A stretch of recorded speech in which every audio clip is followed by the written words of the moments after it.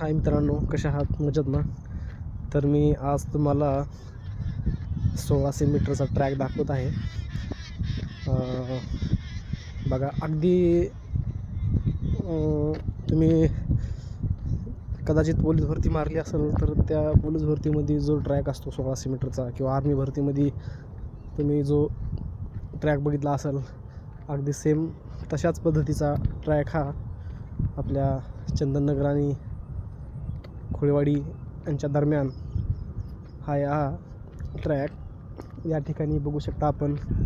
खूप भरती करणारे जे उमेदवार असतात, म्हणजे म्हणण्याचा अर्थ आहे, जे पोलीस भरती किंवा आर्मी भरतीची तयारी करतात ते मुलं या ग्राउंडवर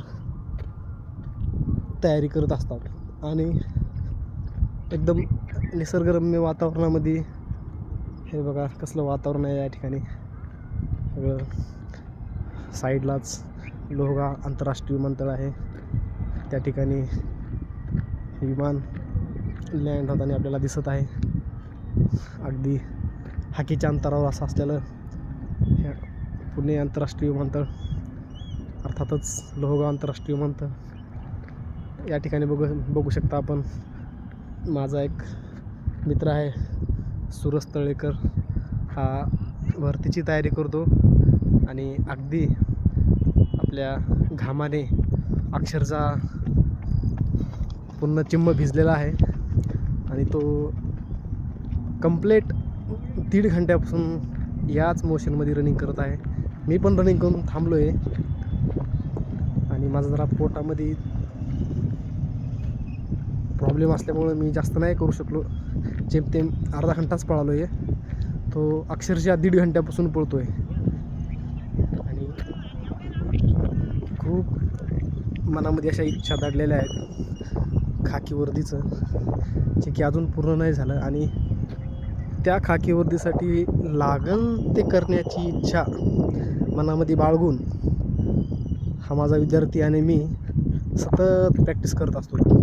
अजून तितक्याच उमेदीने, तितक्याच जोमाने आणि तितक्याच मेहनतीने प्रॅक्टिस चालू आहे. यश मिळेल नाही सर याची पर्वा नाही, पण एवढं निश्चित आहे की यश 100% मिळणारच आहे.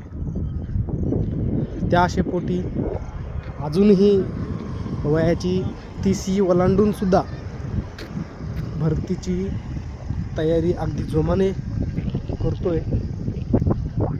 फक्त निसर्गाला एवढंच मागणं आहे की आमच्या पायामध्ये ते बळ दे, जे की आम्हाला 1600 मीटर मारण्यासाठी जे काम आहे, 100 मीटर मारण्यासाठी काम आहे.